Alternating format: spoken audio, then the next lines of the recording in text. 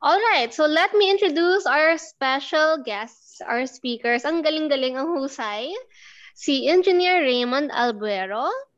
So Engineer Raymond worked in marketing for a startup recruitment company prior pursuing entrepreneurship full-time.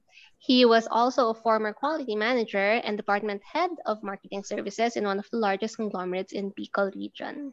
He completed his MBA from AIM and his Master's of Advanced Management from Yale University, a School of Management in Connecticut. He was a merit scholar in both prestigious institutions. Prior to his master's education, he worked for the largest oil refining company. I think it's Petron, right? I did a little digging. For 4.5 years as a process, operations, and design engineer.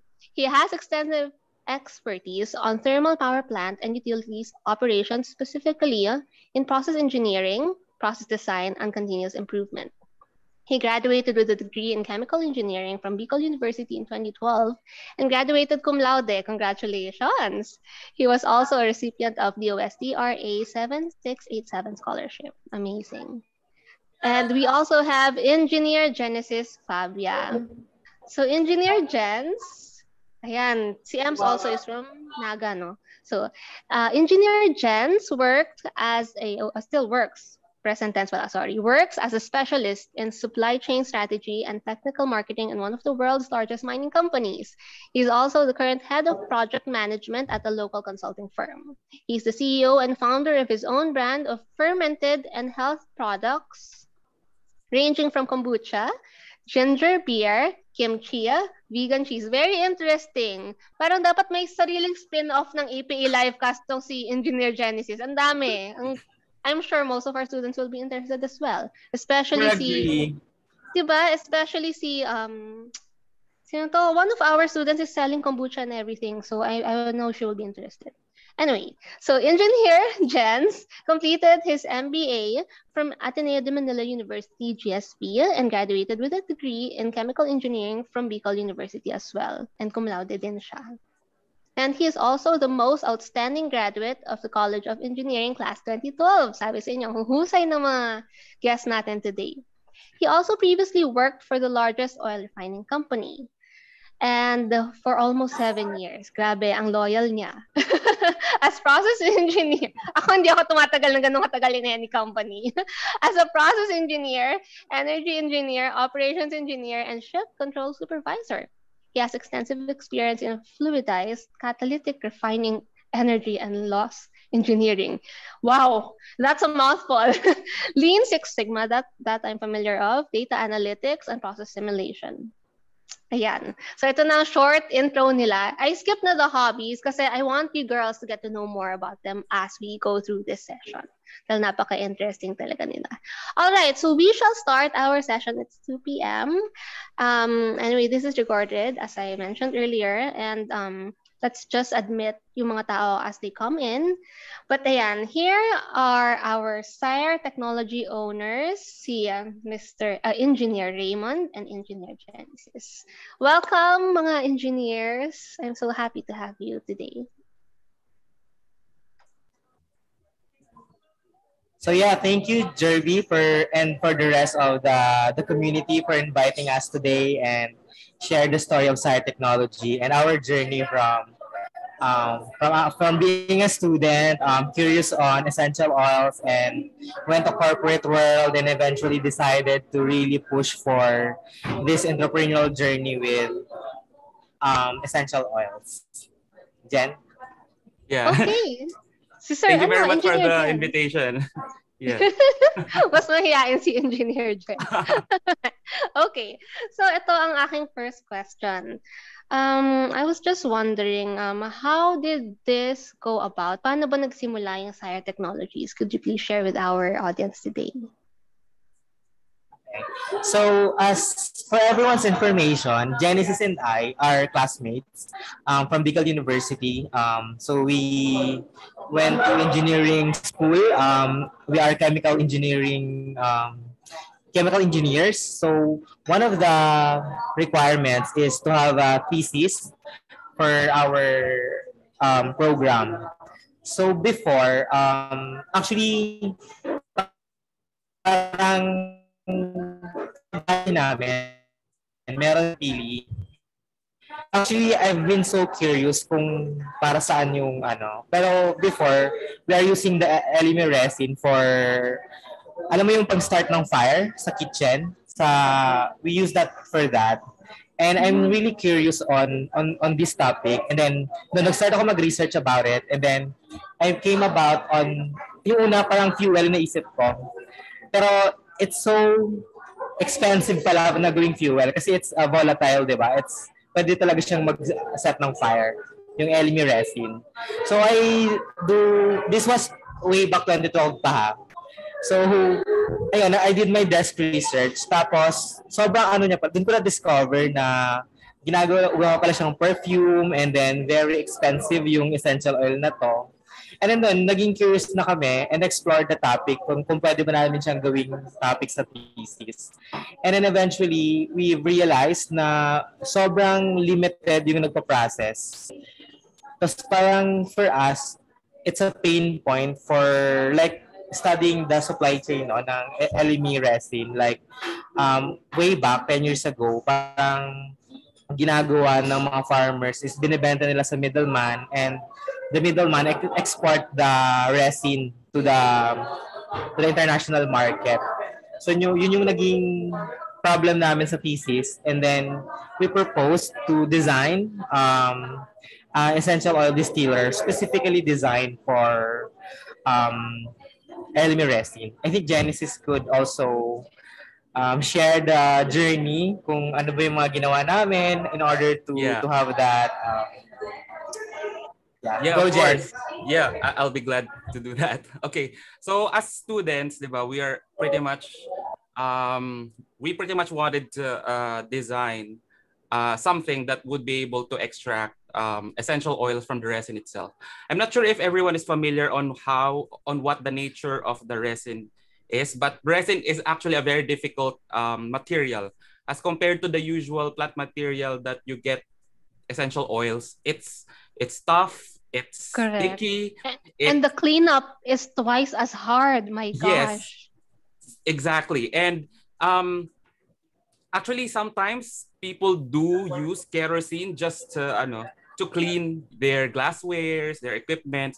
That's how tough the material is. And when you actually subject the resin into high temperature, it actually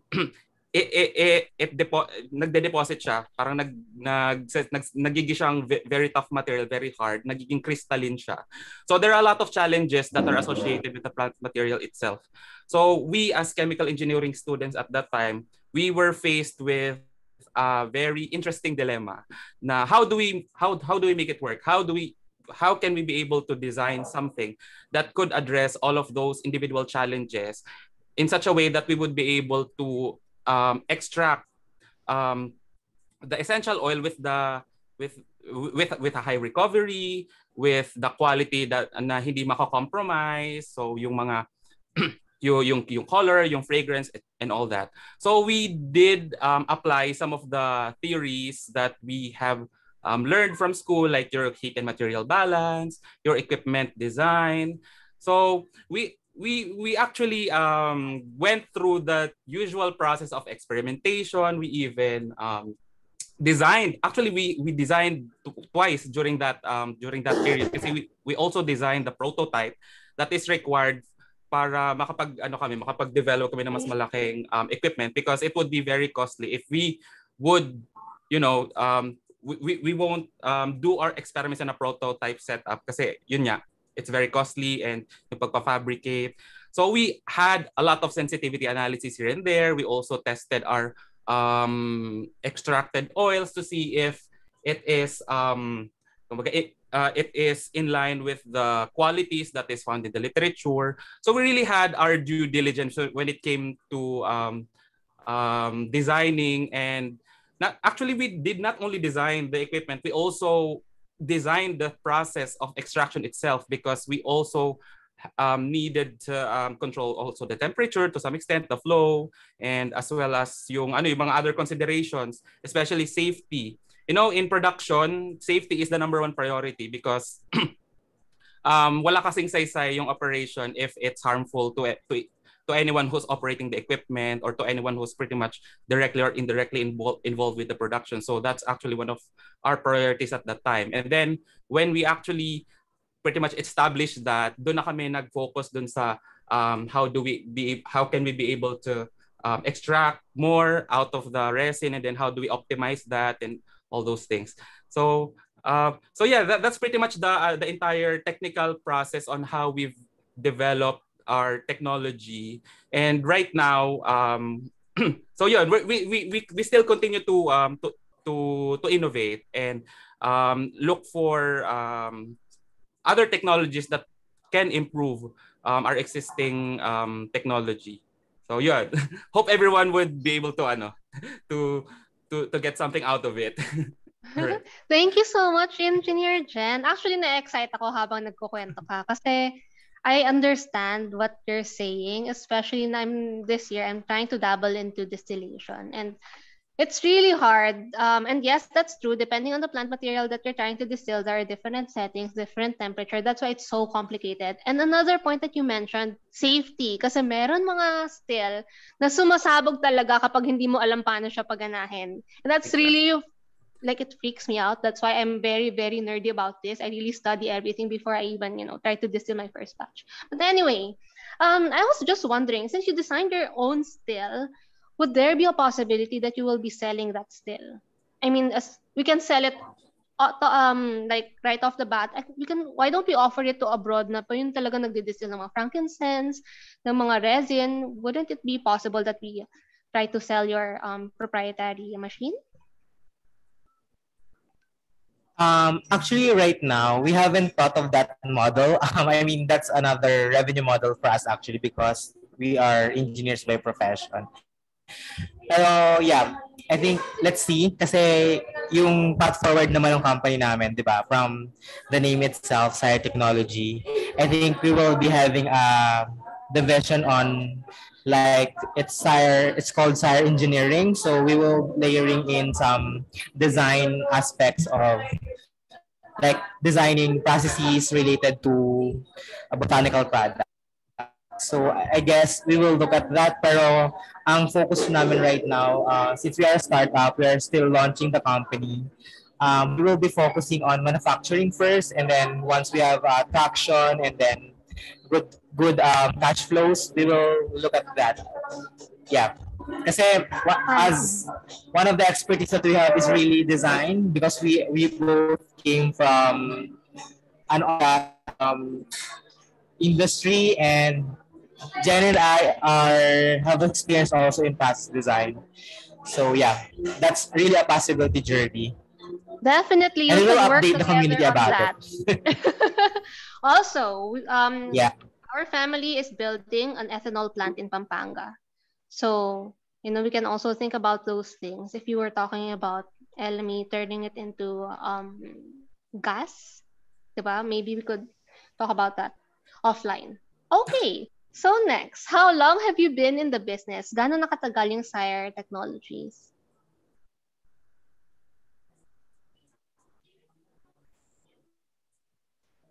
Go, Jen. Oh, okay. I'll answer that. Actually, Jerby, after our thesis, parang pinark muna namin talaga yung yung business idea. So we went to after 2012, we decided na okay, let's do our work. Let's work muna, and then mag-ipon ng capital, and then I think in 2015 we tried to revive the idea, but eventually we decided first to pursue our business studies. So we went to business school. Jen and I went to different business schools, and then this 2022 me personally, I'm now focusing full-time entrepreneurship. So, and we just applied for SEC for our corporation. So sobrang new pa talaga ng Sire. So we just really starting. Pero we continue to do distillation. Amazing. On a parang hobby. We do and then give our samples to friends, to people like in those who produce soaps. So we just give them samples. So this is like and now we are. This is like your pandemic. Yeah. Amazing. Yeah, Oo nga. exactly.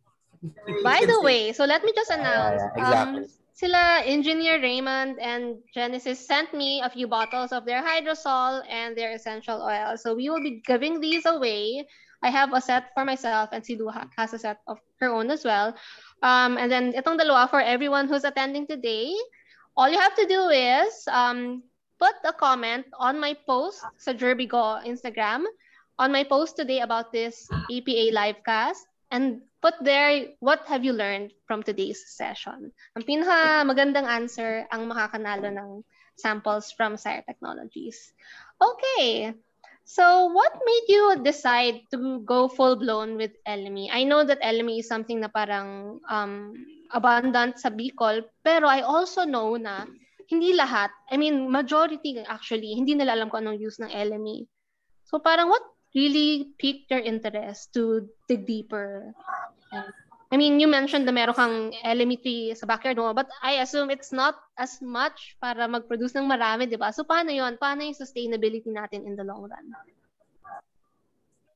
Okay, I'll answer that question. So technically, the question is why LME, right? So, well, at the onset naman kasi, siguro, well, we already had our eyes on LME at the start pa lang naman, like in college. And siguro eventually, we pretty much had some deep dives into the marketability of LME itself, including its derivatives, by the way, like the hydrosol, the resin, or the individual components that is present in the essential oil itself. So, for the information of everyone, I think pili is, di ba parang coconut is dubbed as the tree of life, right? Correct. And yeah, and by the way, pili is actually named as the tree of hope naman. So it's hope, di ba? So in a way, from the word hope, it kind of gives you that impression that it has something to offer in the future. It's something that can give you some anything that's beneficial, and it's waiting to unfold, ika nga. And true enough, when we look at the marketability of it, it really has a huge potential in itself. And as Raymond mentioned a while ago, siguro medyo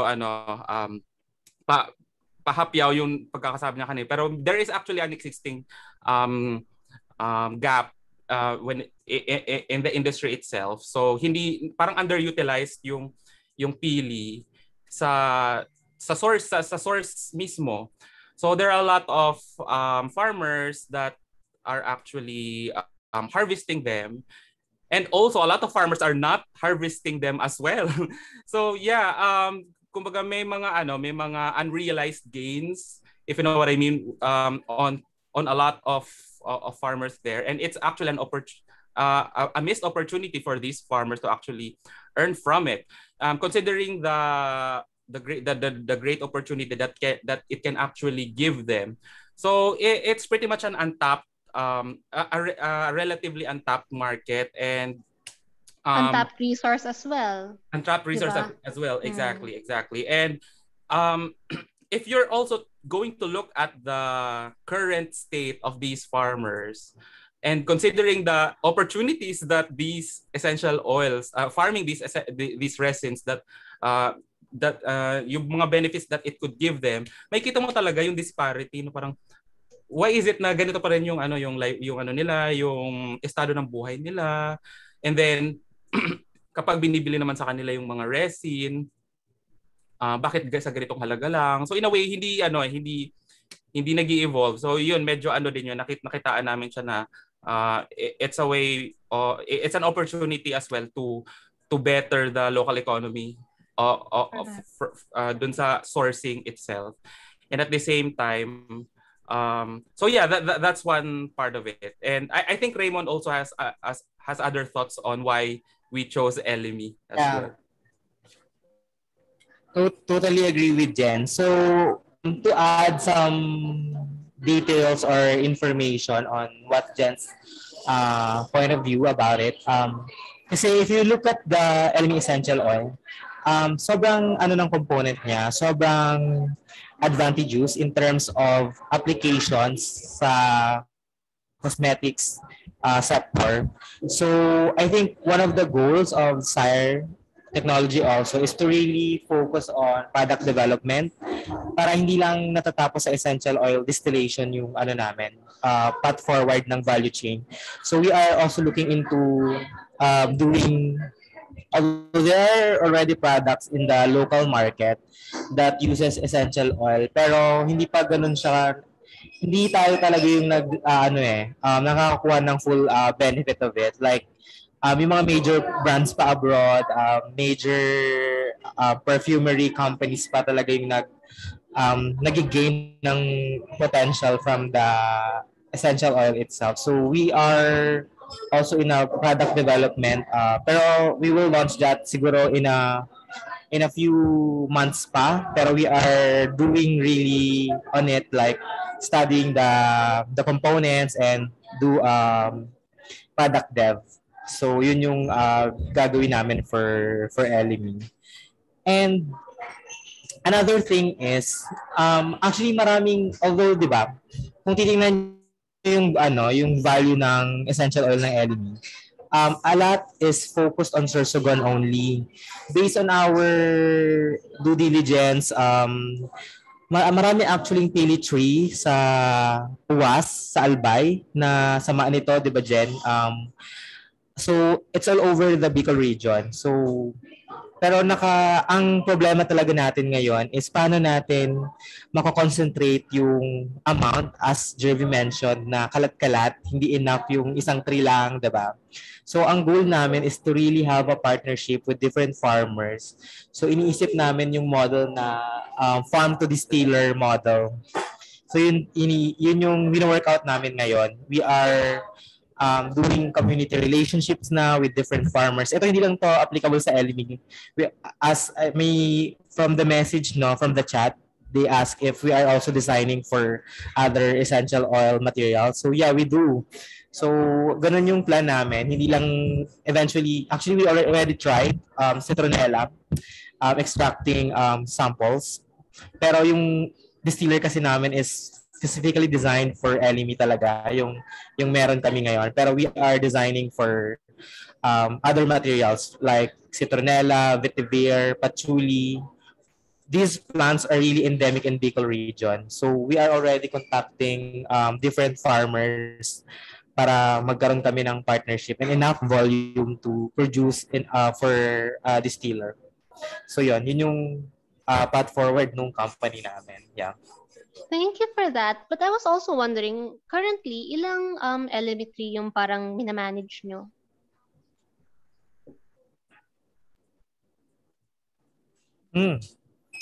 Good question. Actually, we have a partner source sa saan nga yun, Jen? Santa Ana. I forgot the specific town in Sorsogon. Santa Ana. The latest one that we sourced. Oh, yeah. Santa Ana, yeah. So, how many trees? How big? So, ano lang siya. Hindi namin maalala yung area, pero at his backyard, madami siyang puno ng LME. Amazing. Well, meron ba kaming chance? Kasi parang ang ginagawa niya, nagtatap siya, and then iniipon niya. Correct. And then kapag may nag-inquire, binibenta niya. Oh, wait. So I know you guys prepared a video for us and are very much excited and interested to take a peek dun sa distillation machine na dinesign niya specifically for resin. Like ako, I personally am very interested to see it because I've never even seen a distiller or a distilling machine that's specifically designed for resin. Okay. Maybe later on, Engineer Mon, paki-share na lang yung video mo later. Tapos, interested din ako sa itsura ng pilihan yung tree. And kung meron kayong picture, I just wanna see. Okay? All right. So, let's move to the next question. Kaya nyo pa, mga engineer? Kaya nyo pa? Yeah. Okay.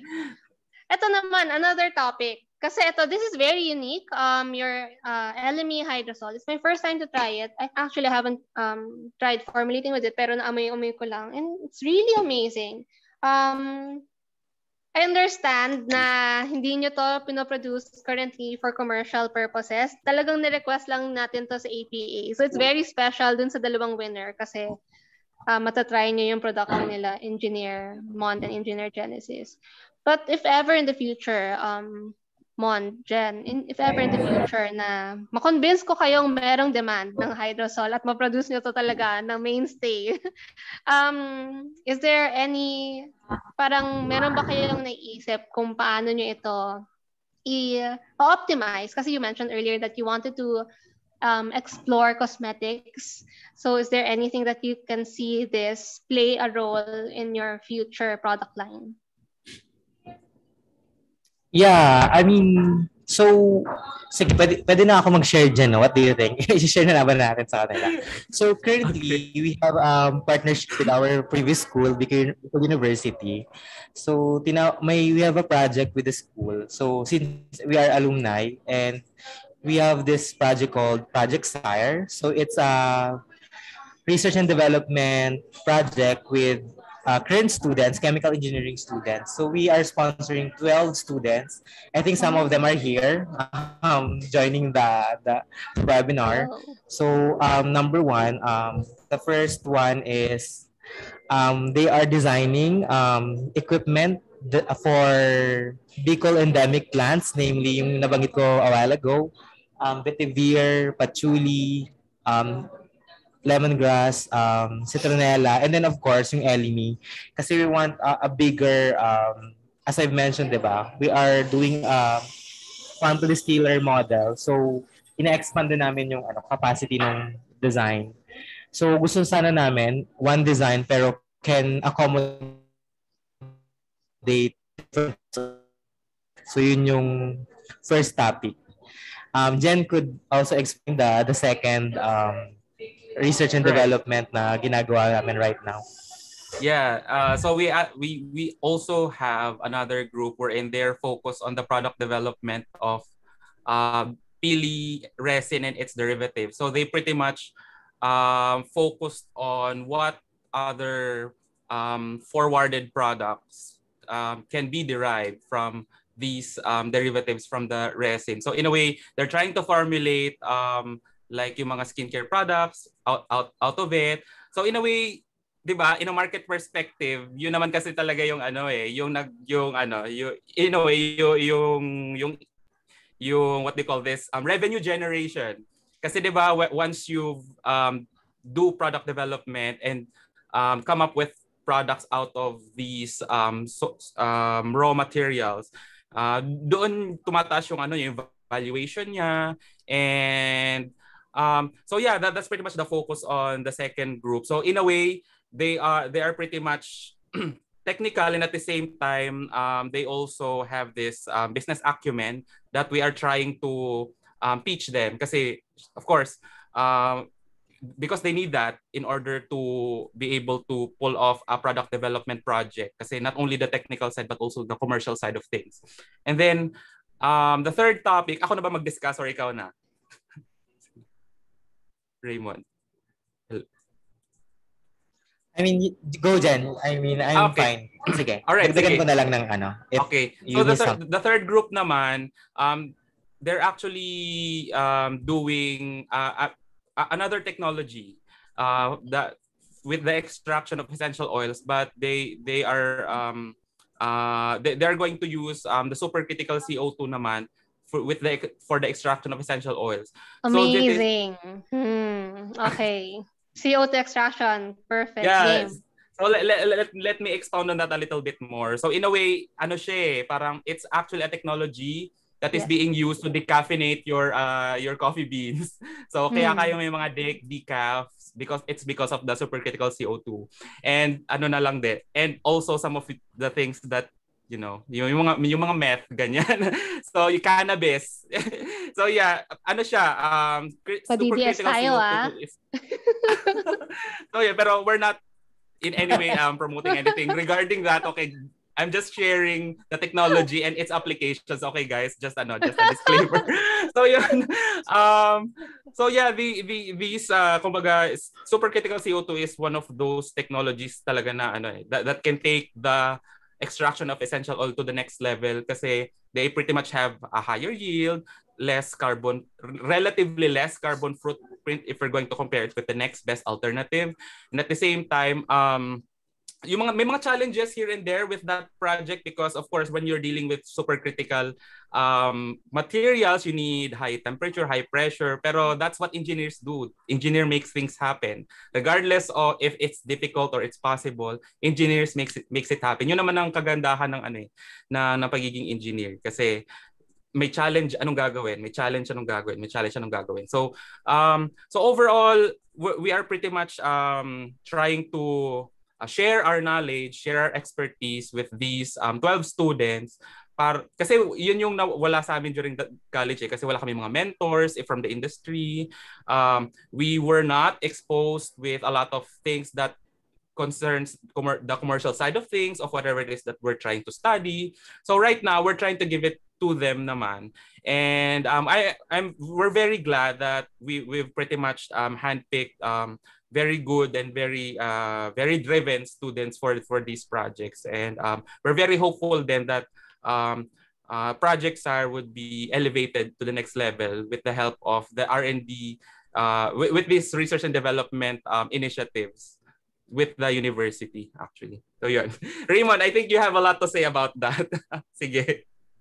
Raymond, pasok. Yeah, I mean, I'm so proud of our students kasi one of their achievement right now is actually sumali kami sa startup competition for Agri-Aqua Innovation Challenge with AIM, my previous school, Asian Institute of Management. So in partnership with DOST Picard, the bureau handling agriculture and aquatic side of innovation. So the two teams of the Science Technology team kami, so we are currently in a innovation competition while one of ours, the group that Genesis mentioned, yung for R&D for cosmetics and personal care, they are the ones who accepted also.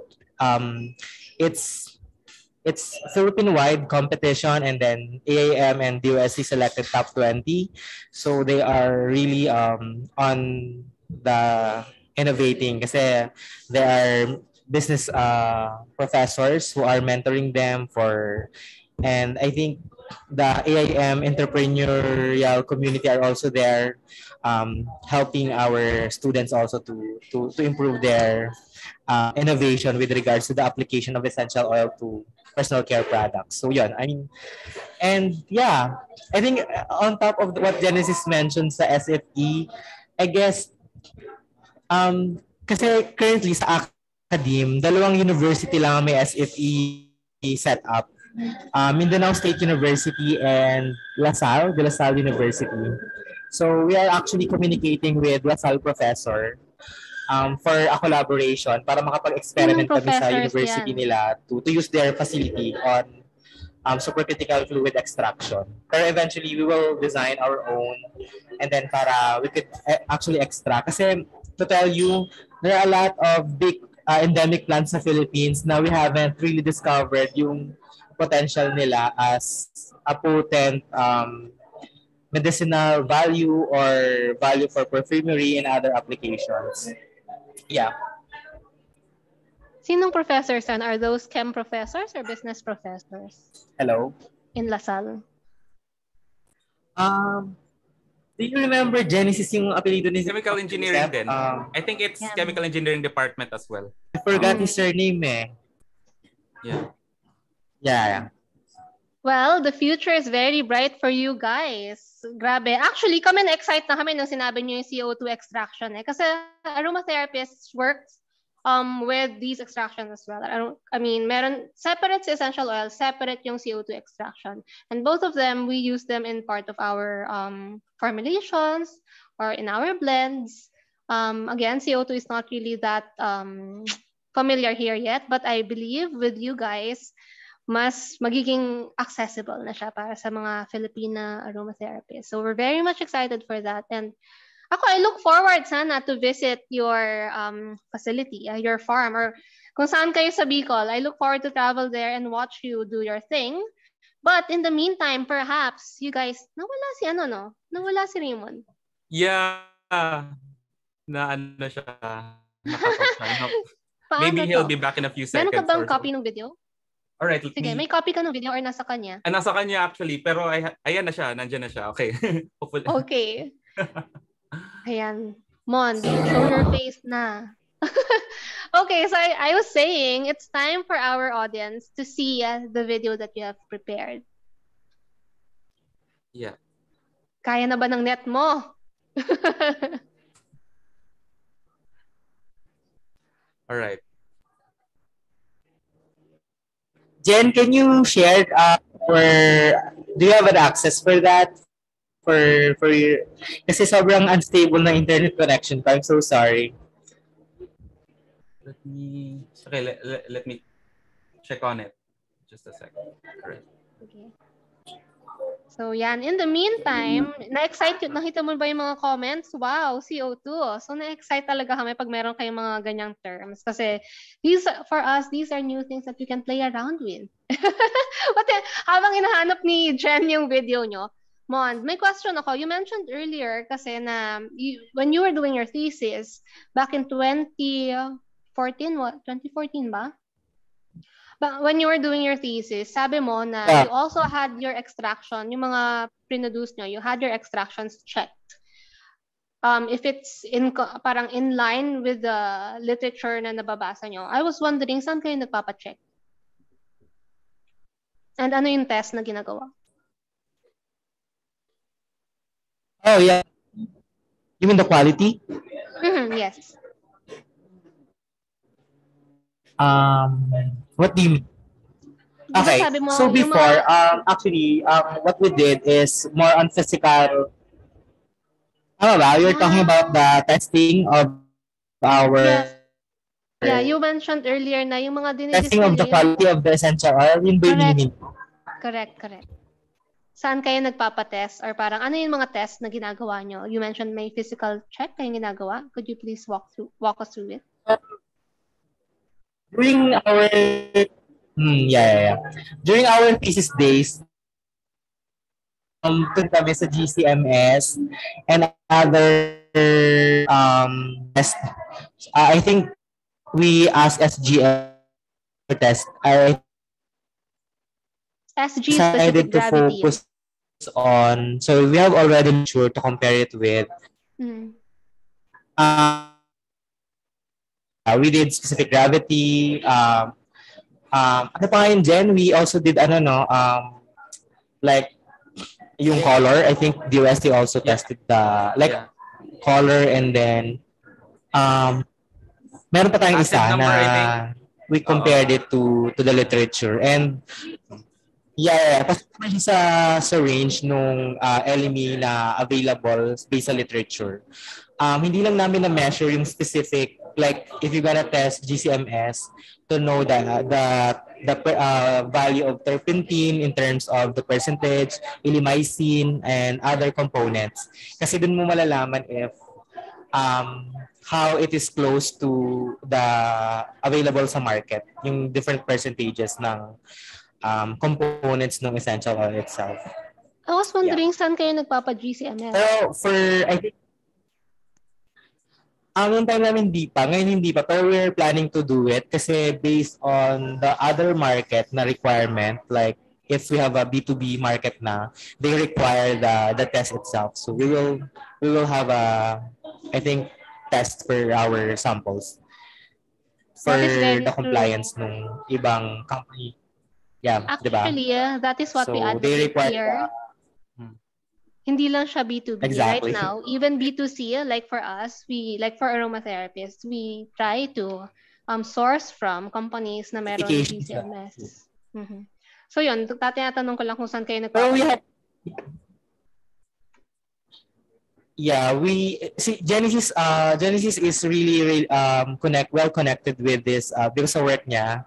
He's technical marketing sa isang then you could tell them like ano niya, very well connected si Genesis sa SGS and other Yeah. testing certifying bodies. So yun yung mga ina-explore namin right now.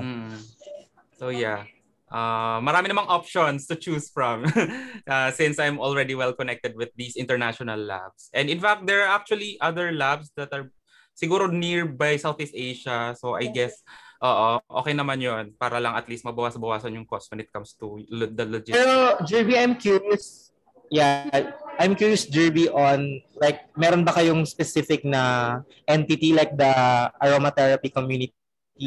Meron ba tayong specific preferred companies laboratory? na recommend? Yeah, I preferred honestly laboratories that we could explore also. Yeah. I honestly can tell you, ako personally, I have none. Although I normally see phytochemia, but that's in France. Okay. But I know other companies who uses testing labs in Singapore, like you've mentioned, kasi mas mura yon. So ako, what's important to me is it's a credible company. Yun lang, wala akong pakialam kung phytochemia yan or kahit sa Singapore or kahit sa India or Australia. I really don't care. I just want to see the values and I want to see how safe like the oil is. Kasi like I primarily focus on animal aromatherapy. So there are constituents that I'm very, very careful of, especially for cats and dogs. So parang yun lang. That is why GCM is important for me.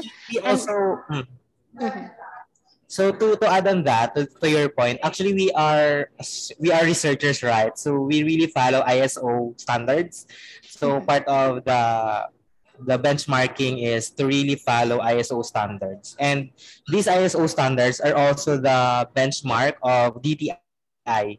So we also look at DTI's documentary requirements for essential oil marketers is ISO then. So, di ba?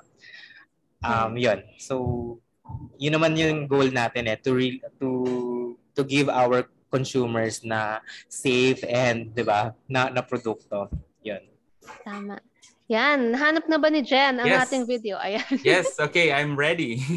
Perfect. All right. So, share your screen. All right.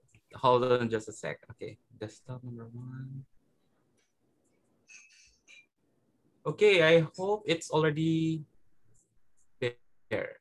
Yeah, you can play it like the slides. Okay. Yeah, applications. We've already mentioned that a while ago. Right. Okay. Raymond already mentioned about this one, the farm to distiller model that we actually tried to implement. And this is the video actually. This is pretty much a short video of the production. So as you can see, it was actually operating while this video was being recorded. This was actually recorded on our garage kasi we were doing an experiment on this with the LME resin and the other plant materials. So yeah, we actually can't show some of the internals, I guess, because wala kaming video on that. But the technology or the equipment pretty much looks like this. So it actually has key components with the to facilitate the steam distillation, extraction of the essential oils from the resin. So yun. All right.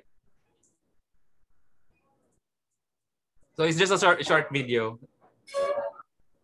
Okay, let me just replay it for you guys. Oops, sorry. Okay, right. All right. So I'm not sure if you could see there's actually two layers dito sa na-extract namin. So we have the hydrosol and the essential oil. So the one that's on top na medyo yellowish yung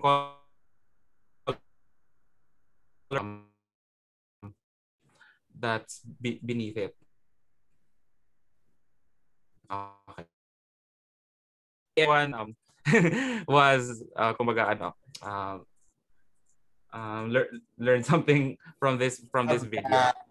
Yeah. Right. I'll stop here. Wonderful. Ayan. Wait, so a few questions. I do have a few questions. Pero if yung audience natin may question, please feel free to type it down the chat or let your voice be heard.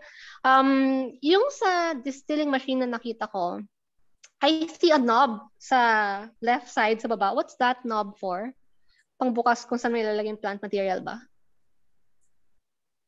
No. May parang black na parang hawakan.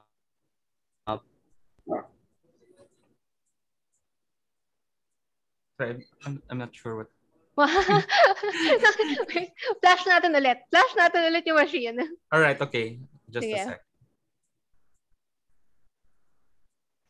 Because I know yung nasa right side, that's the condenser. Diba? Ito, itong black na bilog.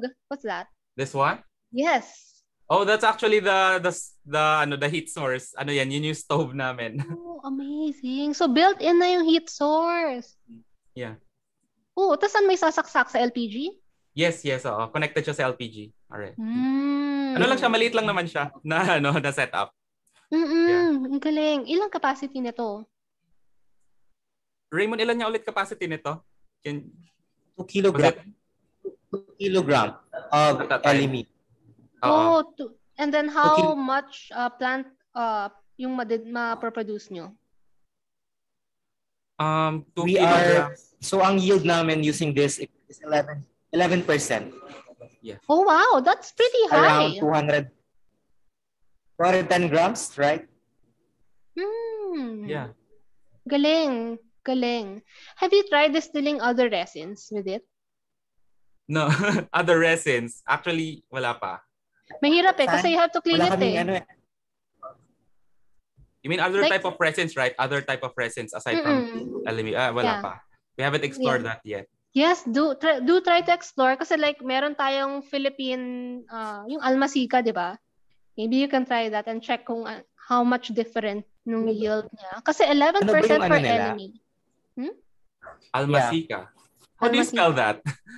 I will type it down. All right. Almasica, yan. Okay. I was saying journey. Kaya mataas yung yield namin kasi the machine was really designed for LME resin. So we tried a bunch of, like we did an optimization before, like different setups, yung mga status ko ng mga different essential oil machines. So we did our experiments and then did kasi may yan okay lang ba dyan na i-share natin sa kanila na may layer yung natin. It has different layers dun sa internal niya.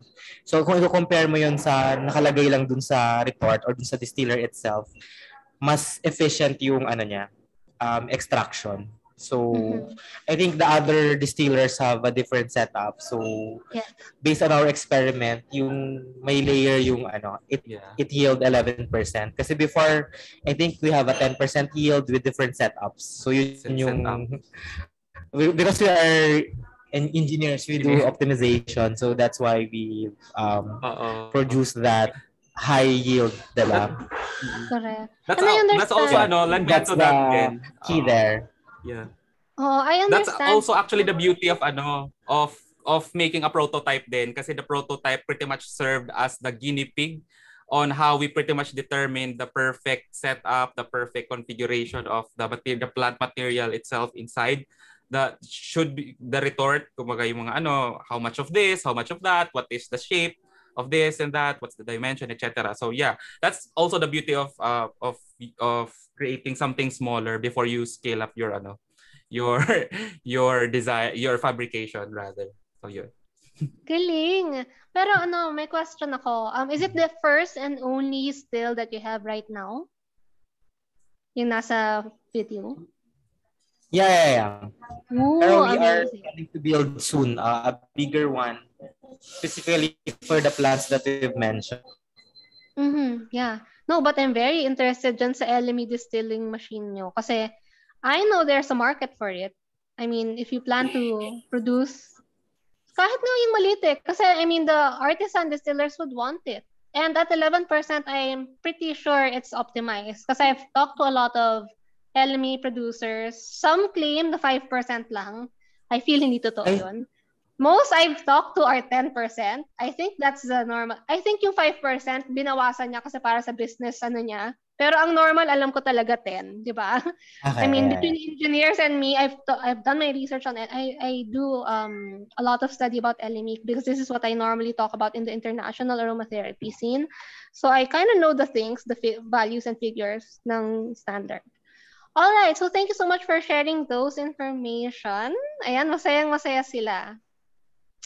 Meron ba kayong mga question? Ladies, it's time to open up your video para naman makita kayo ng guest natin and share your questions with them if meron. Like if you're curious about their brand, their company, kung saan mabibili yung oil nyo.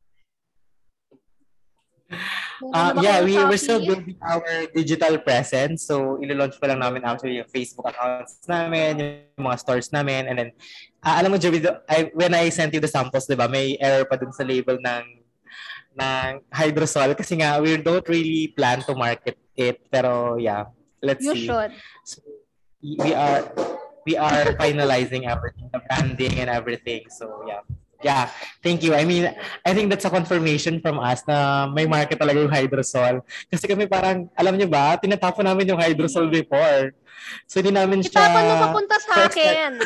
Itapon mo dito. Sige. Pangliligo ko yan para magmukha akong Cleopatra ng Pilipinas. Wait, yeah. Ito lang, one product improvement. Let's do away with this. Pinalitan ko yung akin. Talaga? Yes. Kasi okay. This introduces unnecessary oxygen which oxidizes your product eventually. Yeah. Agree. Yeah, so you better, All right. Yun lang naman.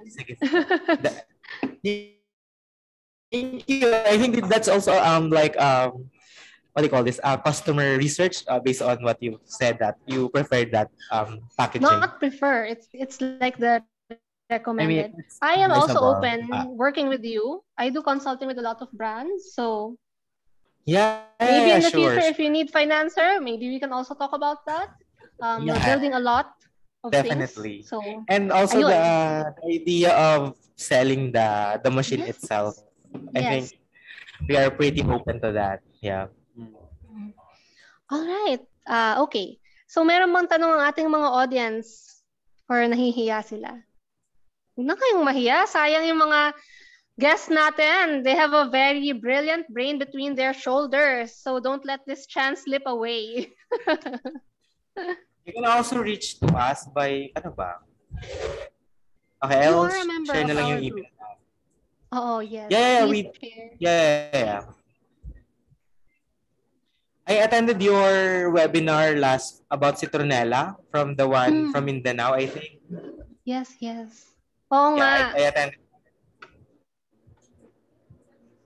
Ayan ang comment nila. Bilisan nyo na raw. Alright, okay. Na-pressure na ba kayo? Yes. Yeah. Ladies, for your information. We'll do that.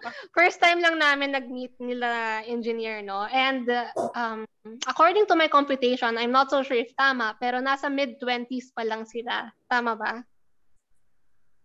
Hindi? Yes or no? Mid-20s, di ba? You mean...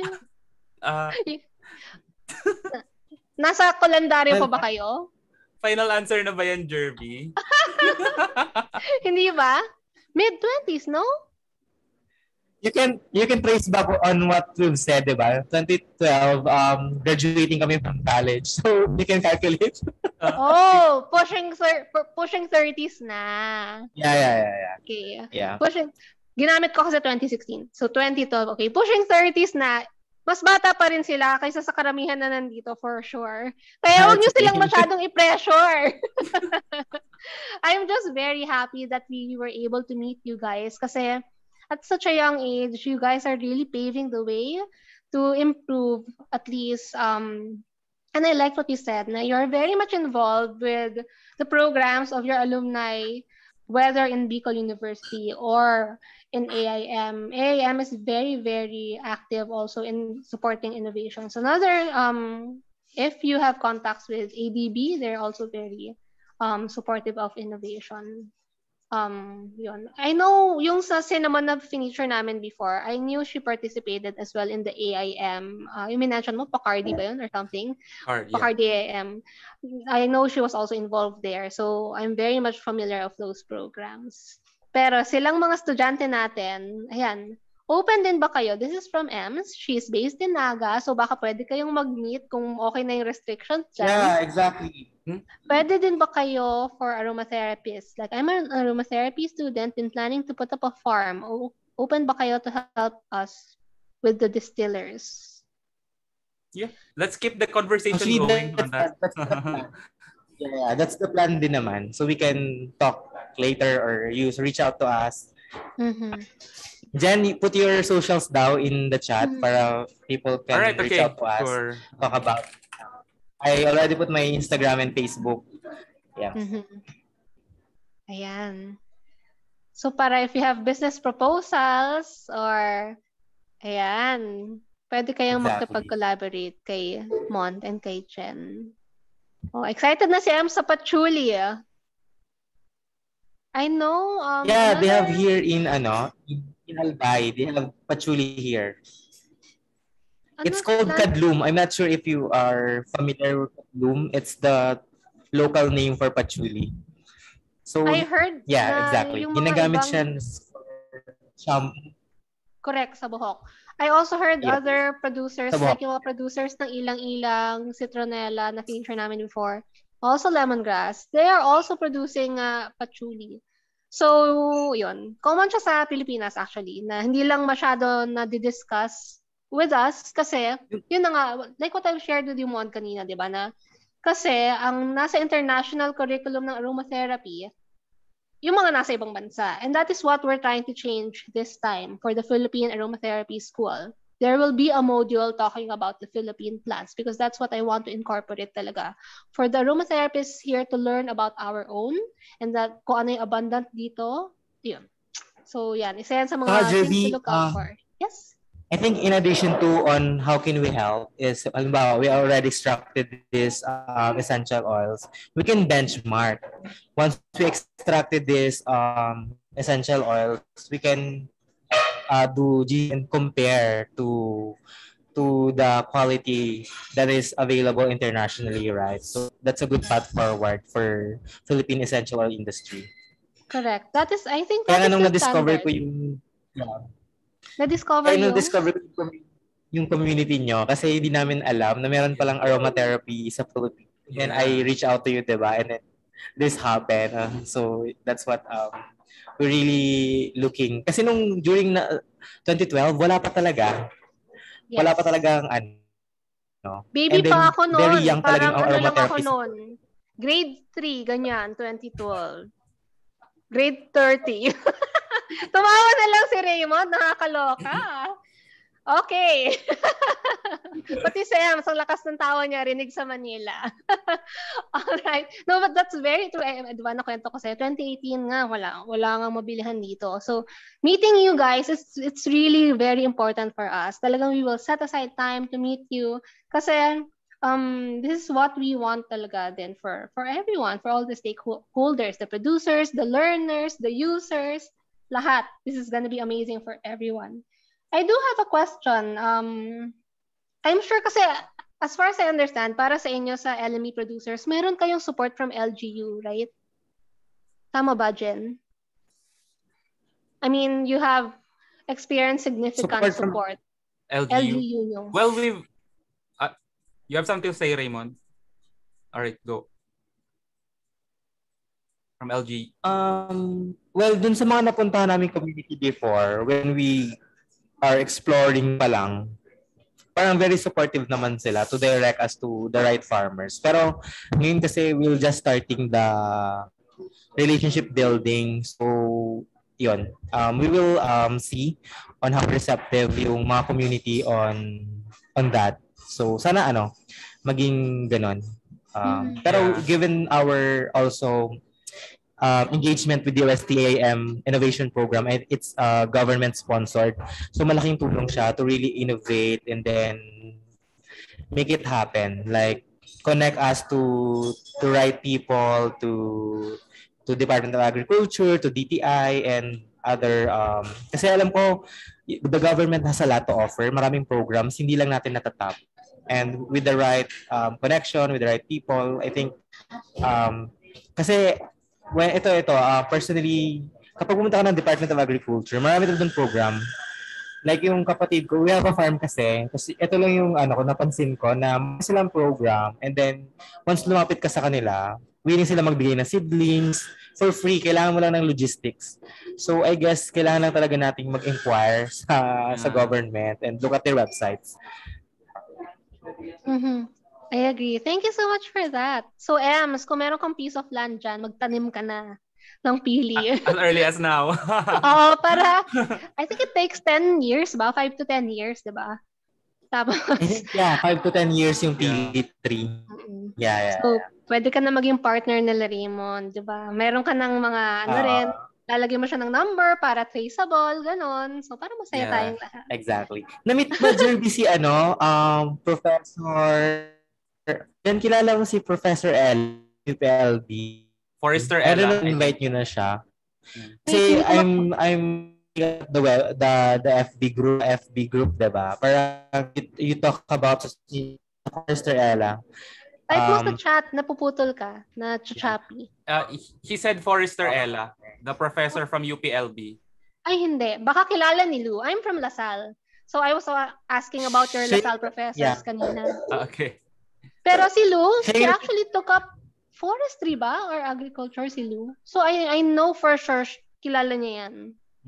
Kaya lang wala siya today. Pero I will ask her and then get back. Tuturo kung paano dapat mag-tap. Correct way of tapping pili. Yeah. Yes. Natutunan ko na rin yan. Alam nyo ba? Oh, wow. Kung meron akong tree dito, I know how to operate it na. Kaya, natutunan.